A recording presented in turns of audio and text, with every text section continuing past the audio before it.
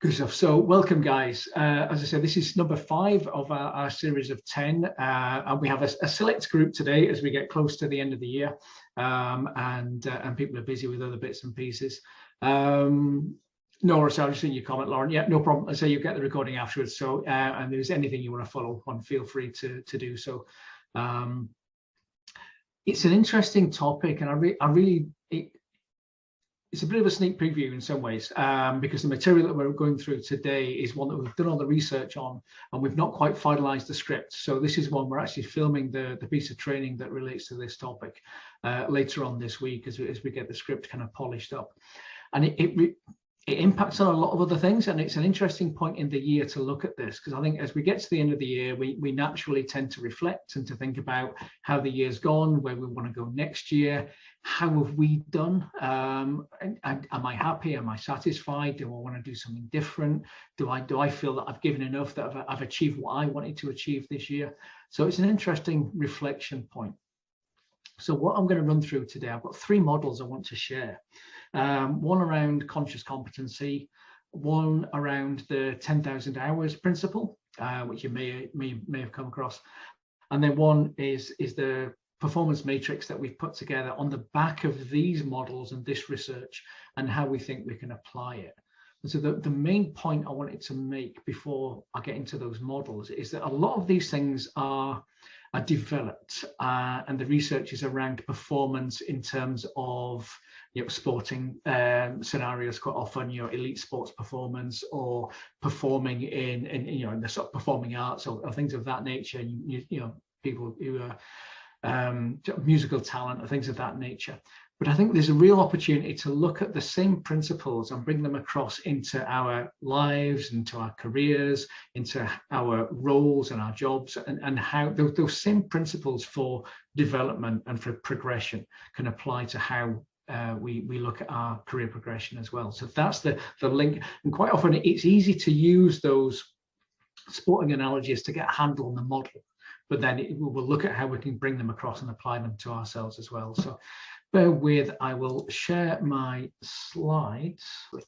So yeah, the material I want to run through, like I say, 3 main models, and it's looking, I know I've kind of sort of titled it Performance and the Talent Myth, because it really comes down to that debate about nature and nurture, as to whether the talents that we have and the skills that we develop, how much of that is innate and how much of that is developed by ourselves as a product of our environment, product of our opportunities. And I think there's absolutely a role for aptitude in the skills that we develop, in the work that we do. Things like think about the field of IT. Some people have a natural aptitude for figures, for numbers, for technology, and therefore that can be an area that they progress in more comfortably. But none of it is necessarily innate. You're not born with a knowledge of IT or of numbers. So it's a development, and it's that mixture between the two. So the things I wanted to look at, first of all, is the conscious competency model. I don't know if you've come across this before. If you haven't come across the model before, you'll certainly know what I'm talking about as I get into it.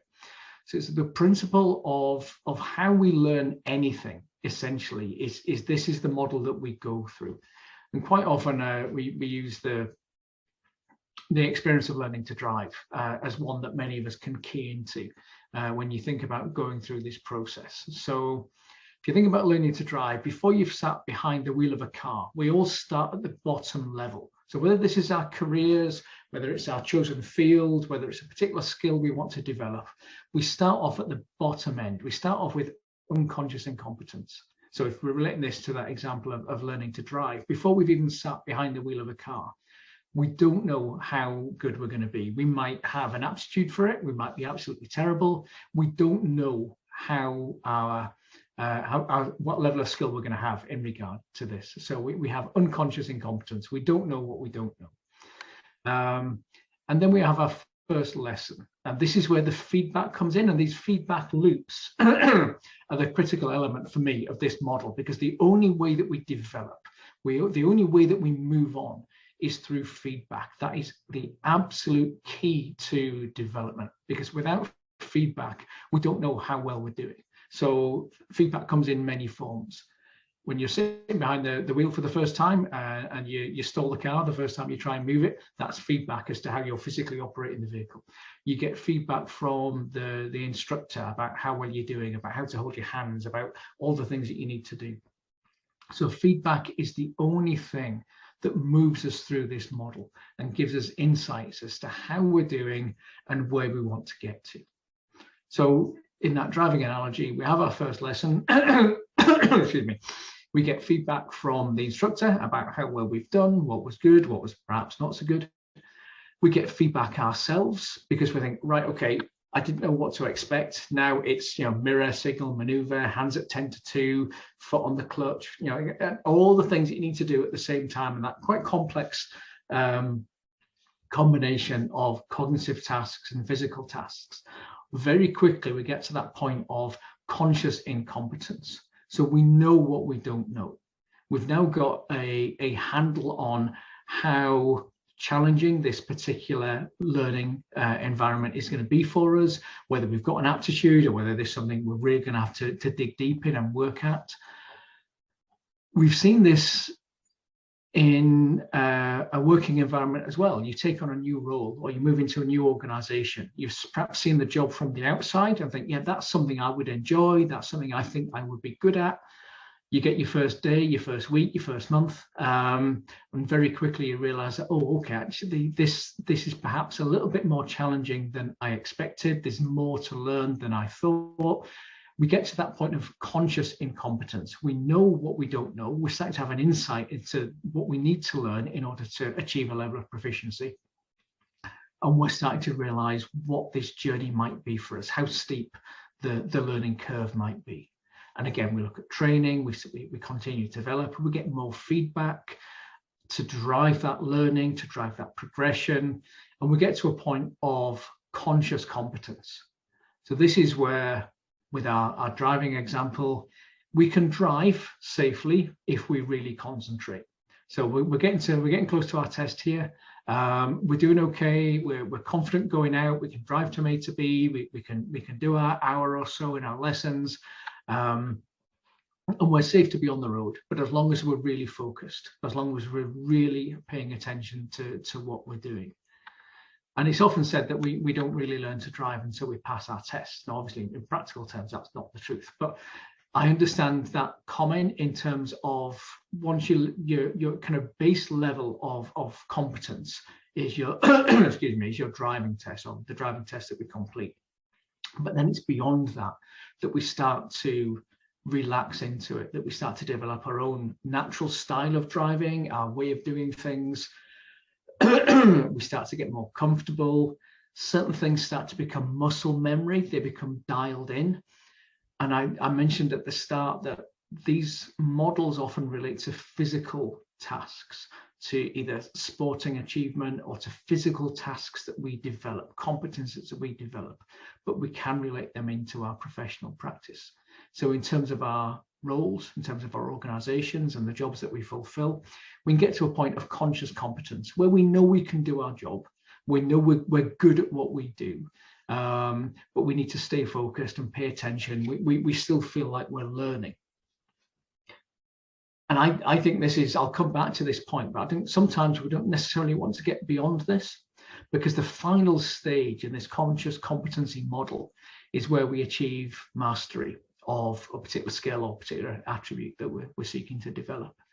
And in terms of our driving analogy, I think this is that point where, and you've probably done this yourselves, you get out of the car having done a journey that you do regularly, whether it's to visit friends or family or the commute to work and back, and you don't remember the last half hour or so. You don't remember that doing the journey. You've done it so often that your head and your hands and all those kind of cognitive and physical tasks are being done almost on autopilot, because you've done them so many times before. You're not having to really concentrate and focus on what you're doing. So you can be thinking about what you're going to have for tea when you get home, whether you need to drop in at the shops and pick up some bits and pieces on the way back. It's, we don't have to be completely focused on the thing that we're doing, because we've reached that level of unconscious competence. in terms of our roles and our professional work, I'm not convinced that we always want to get to a point of unconscious competence. Certainly the work that I do when I'm training, it's probably a mix. There are certain models, there are certain topics that I've delivered so often that I'm very, very comfortable with the models and with the material and with the topics.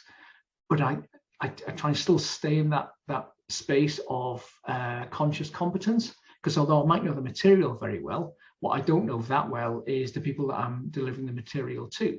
And my job in that scenario is to ensure that the material sticks, that it's useful, that it's in the right context for the people that I'm working with.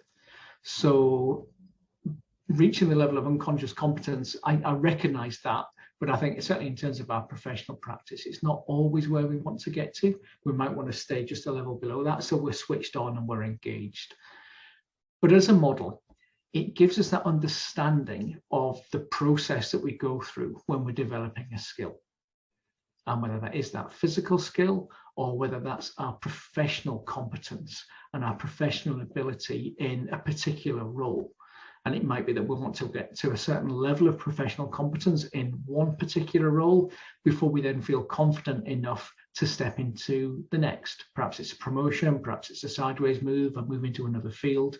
And then we kind of go back down to that point of unconscious incompetence, because there might be some elements of the new role that we are comfortable with, but the bits that we aren't, and elements that we aren't as sure of or that are new to us. And we're building up those skills again. So it's a process that we go through. And that's really one of the 2 points that I wanted to make with this model. I think point 1 is that whenever we're developing a new skill or a new aptitude or developing our confidence in a role, it's a process that we go through.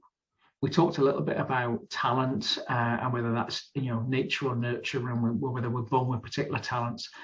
In our professional lives, there's very little, I would argue, that is innate, that we're born with as a talent. It might be an aptitude, it might be particularly suited to certain environments, but most of what we do in our professional lives is earned, it's developed.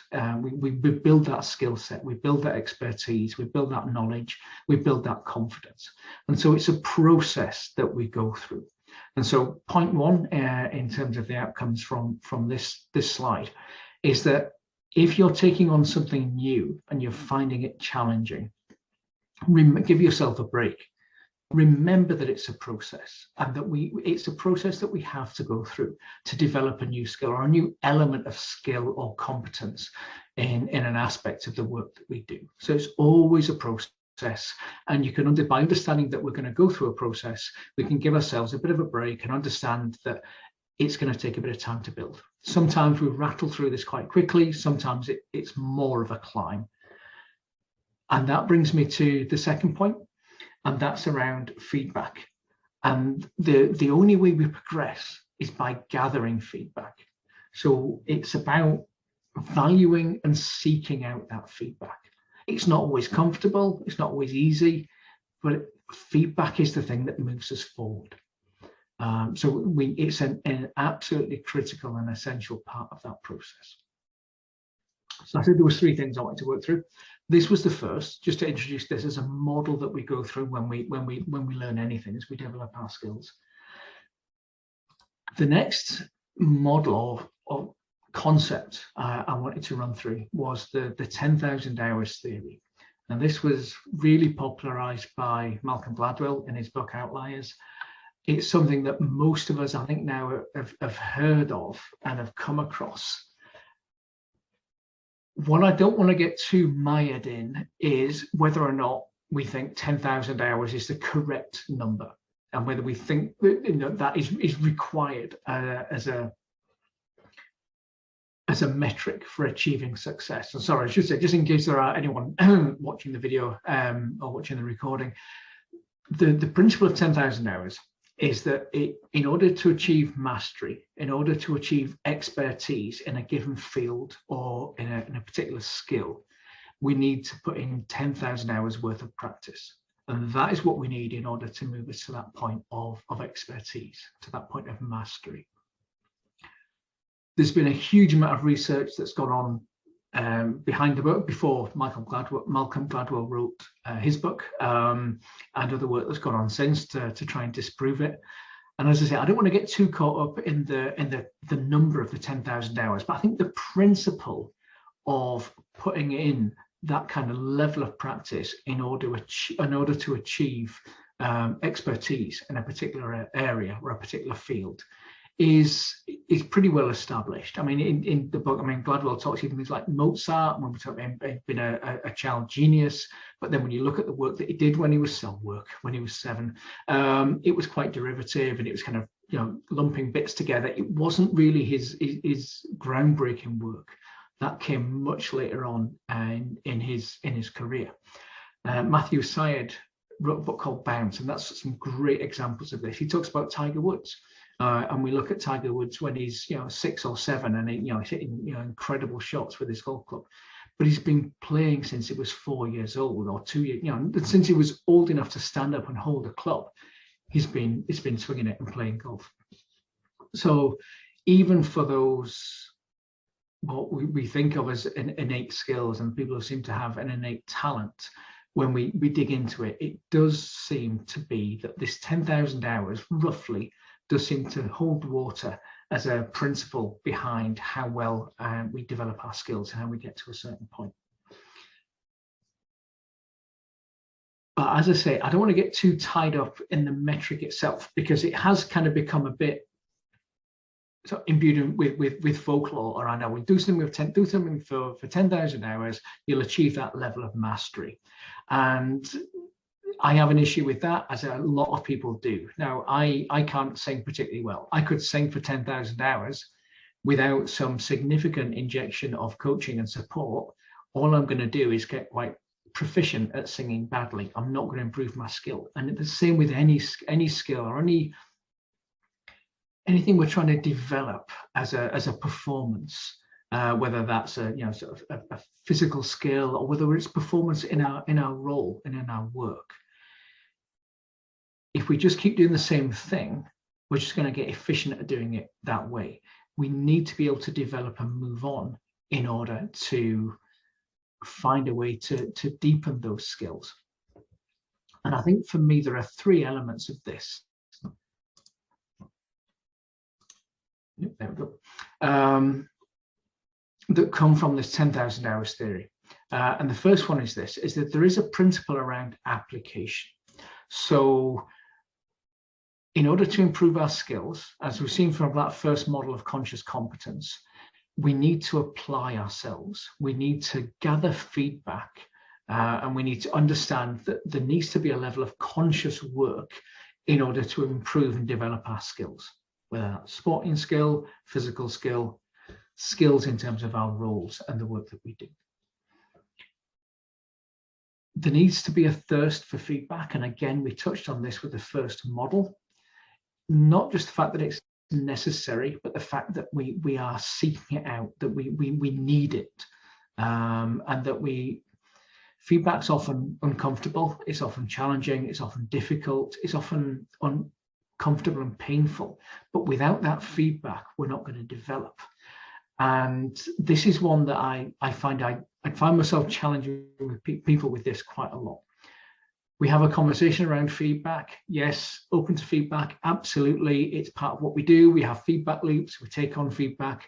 But then when you get into it on a personal level, it's a very difficult thing to accept and a difficult thing to take on, because that feedback, when it's about us and our performance, can be quite personal. So we need to find a way to accept it, and a way to find that and develop that thirst for feedback that's going to support us to develop. And the final part of it is, I think, to reflect and to adapt. So we talk here a lot about experience, and that's really my point with the 10,000 hours, is I could do something for 10,000 hours. I have 10,000 hours of experience. But we don't learn from experience. What we learn from is reflecting on that experience. So if I don't reflect back, if I just keep doing things in almost on autopilot, then I'm not necessarily going to improve. What I will improve from is by applying myself to the practice, to the work, to the principles that I'm working on, by having that thirst for feedback and seeking that feedback.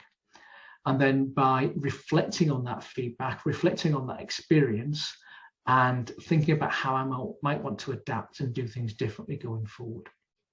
And this is why I said at the start that this is an interesting point in the year to look at this as a topic, because many of us are looking at how things have gone this year, where we want things to go next year, and how we're going to develop. And I think that reflection on the progress of the year and where we go from here is a critical part of that. So I think 10,000 hours is useful, but it's not the whole story, and it's not a simple solution. I think there are lessons and elements that we can draw from it, but it's how we use it. And it was really the research on the 10,000 hours theory and all of the elements that went before that, and looking at the conscious competency model and seeing how that develops, that led to the development of the performance grid that we've put together. And the position that we've taken is that there are really 4 key elements. So when we're looking at our personal performance, about how well we're doing and where we want to go, or if we're looking at whether we're supporting a team or supporting individuals, how we can support them to achieve their best in terms of their performance and achieve the goals that they want to achieve for themselves and progress and move forwards. And there are 4 key elements to this. And the first is that purposeful practice. So the reason why 10,000 hours stuck as a metric is because when we look at the amount of time that's available in a week, in a day, in a year, and we look at how much of that time can be what we refer to as purposeful practice. So not just doing something and repeating it and doing it on autopilot, but actually thinking about what we're doing, applying ourselves to it, gathering that feedback as we go, and being really focused on what we're doing.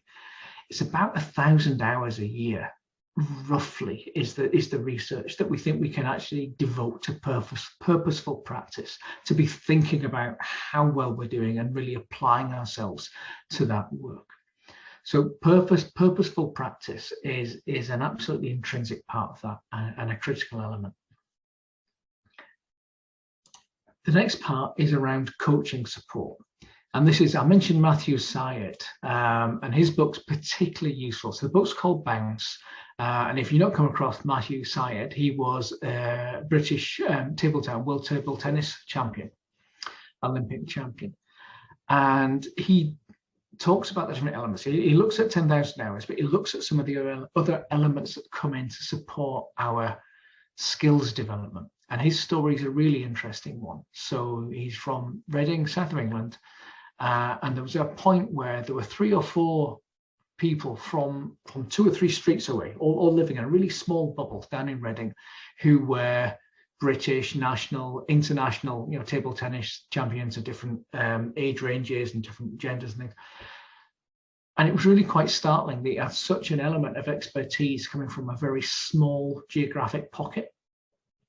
And we see this quite often in sports. We see it in some of the long distance runners, and we see geographic pockets of excellence in particular areas of capability. And this was really interesting to dig into why this came about. And Matthew Syed's experience speaks to a lot of the elements that we have in the performance grid.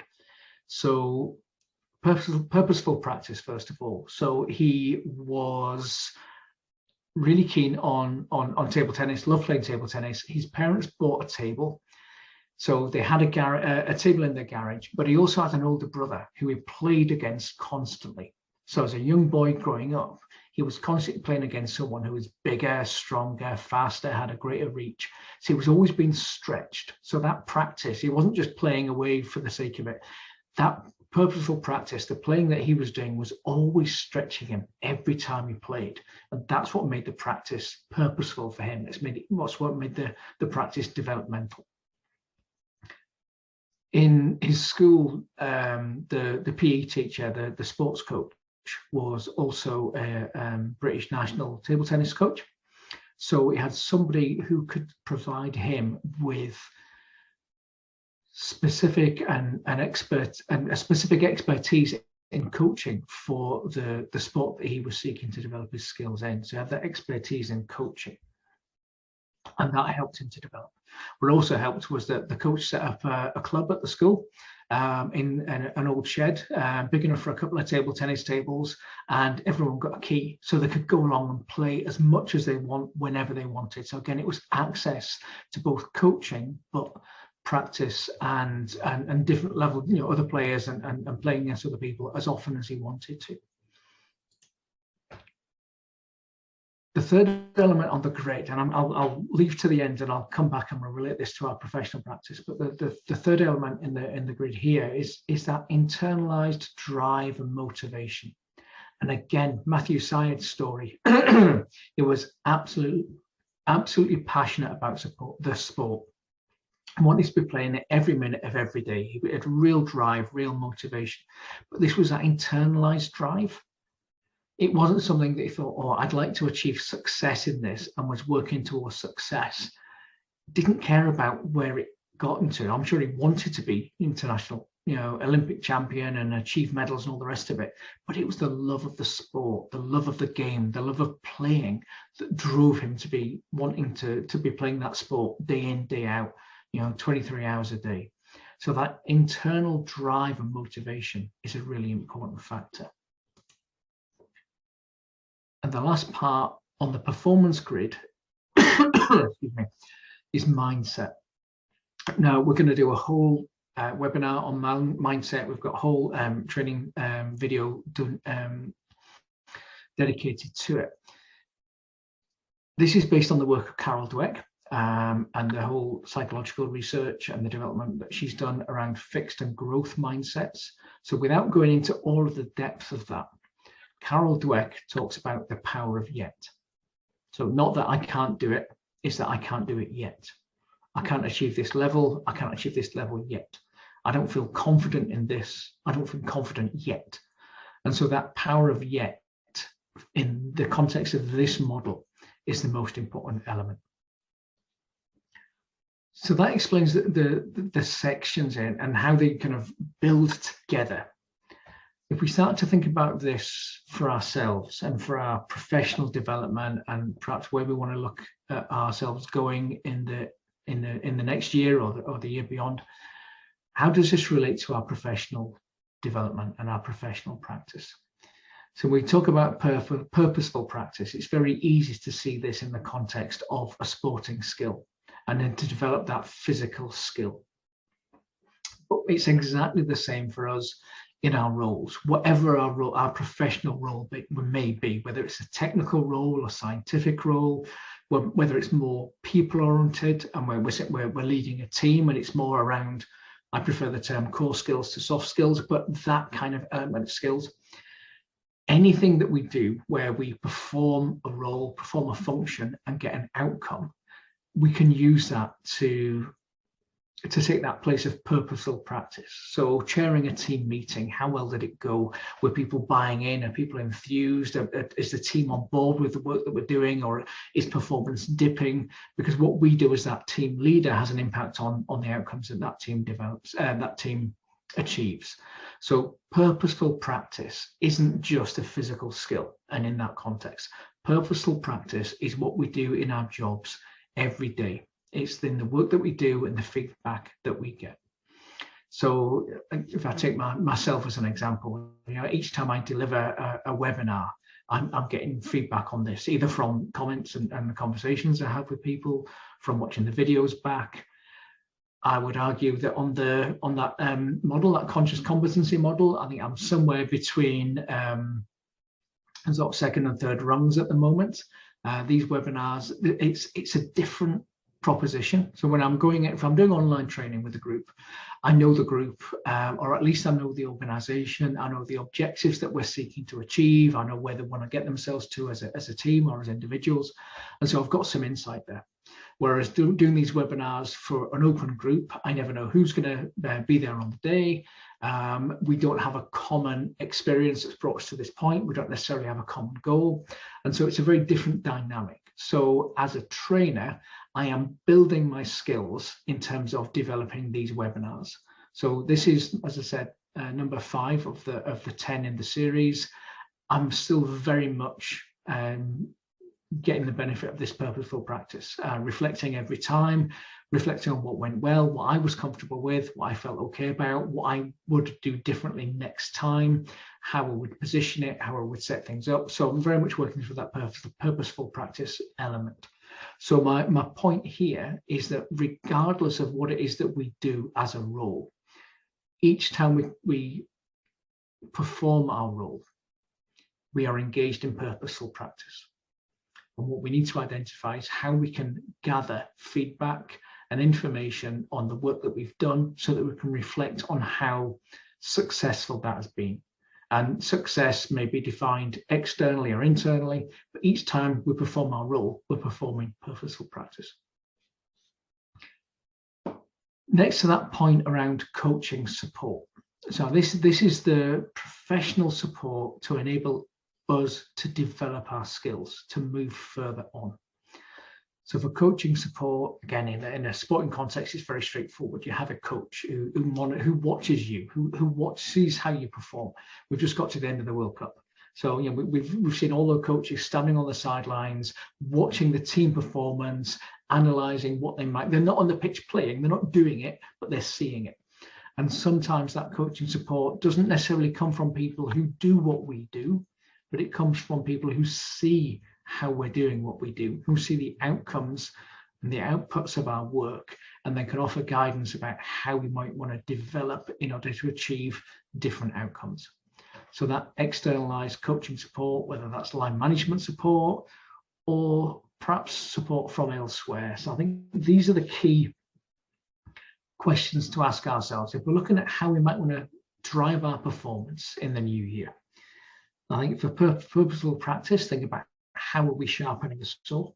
What's making our practice just now purposeful? How are we ensuring that we're not just going through the motions, but we're actually gathering feedback and that we're engaged in the work that we're doing, so it becomes purposeful practice.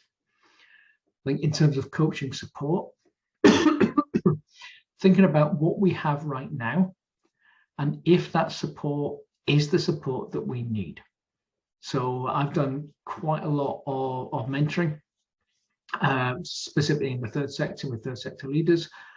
And it's whether or not we have the support that we need that's going to drive us forward. And that's quite an important one, an interesting one in the third sector, because often third sector chief execs and directors are supported by a voluntary board. Quite a variety sometimes in the level of skills and the level of aptitude and the level of experience that boards bring. Sometimes they bring lived experience for a particular issue, a particular area. Sometimes they don't necessarily bring the professional experience that the chief exec is expected to have. So sometimes that coaching support might not come from the line manager. It might be that there's a need for some kind of externalized mentoring support or guidance or perspective on the work that we're doing, so people can give us different perspectives on how we're doing what we're doing and whether there are other ways that we can develop that support. So I think that's the key question is, are we getting the coaching support that is enabling us to drive forward? And if not, where else could that support come from? So that's very much external. I think the next two are very much internal factors. So that drive and motivation that we talked about, it's the extent to which it's internalized. And I think a point of reflection just now, when we get to the end of a year and we're thinking about the next year, is an interesting time to look at that issue of drive and motivation. Now, most of us, or many of us, are in a fortunate position where we enjoy the work that we do. It lights a fire under us. We're motivated by it, but that's not always a constant. And there are times when our drive and motivation dips because the environment changes or the organization changes. And sometimes that fit between us and the organization isn't what it was. And it might be that we need to address that, or it might get to a point, and I've certainly had this in my career, where I've reached a stage where I wasn't the right person for the organization, or the organization was no longer right for me, and it was time to move on, time to look for something different, whether it's a new role or a new organization and a new challenge in moving on. So it's a reflection point on our drive and motivation, because this has to be an internal thing. I've done quite a bit of work with universities and worked with students. And I've seen a number of students who have been in a particular course of study because it was expected, or because it was encouraged by particularly their parents and their family. And they've got to a certain point and realized that actually this wasn't for them. And it just, they had a very different drive, a different motivation. They wanted to be doing something different with their life and with their career. So that drive and motivation needs to be internal. So we need to ask ourselves from time to time, are we doing what really matters to us? Are we driven and motivated by the outcomes that our work provides us with and the feedback that we get from our work? Or do we need to pivot? And that might be a small pivot and a small realignment, or it might be a significant change. But it's understanding that drive and motivation needs to be internal. It needs to come from us. We talked about Matthew Syed, but even other young sports people like Tiger Woods, for example, the reason why he became the athlete that he did and didn't become one of these teenagers who grew to hate his parents and never touched a golf club again, was because he was driven to play that sport. It was internalized. He wanted to do it. It wasn't just forced on him by his parents. It was driven by him. Same for us in our careers. Are we doing what we do because it's just what we need to do to pay the bills? Or are we really driven and motivated by it? And is it what we want to be doing? Now, don't get me wrong. There are times when you've just got to pay your dues and push on through. But in the long run, are we doing what we want to be doing? Are we driven? Are we motivated to do the things that we're doing week in, week out? The final element of our grid is that element around mindset. And this is interesting because although I think it's a fundamental aspect of this, which is why it sits in the grid, but it affects all of these things. The mindset behind our practice, the mindset we apply to our coaching support and being open for the feedback and the perspectives we get, the mindset towards our drive and motivation.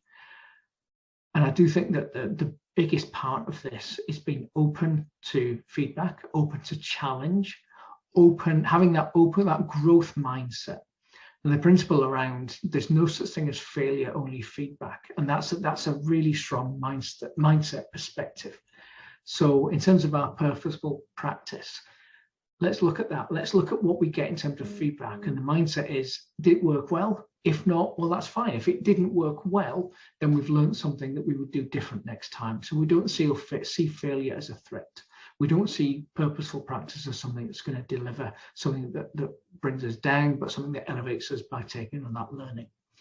Similarly, with coaching support, if we're getting feedback from an external source, if our mindset is around no such thing as failure, only feedback, if our mindset is around yet and the power of yet, then if we receive coaching input and a coaching perspective around something that hasn't worked or something we might want to look at doing differently, it's not criticism. It's not something that we want to get defensive and closed off about. It's something we want to be accepting because it's what ultimately is going to drive us forward.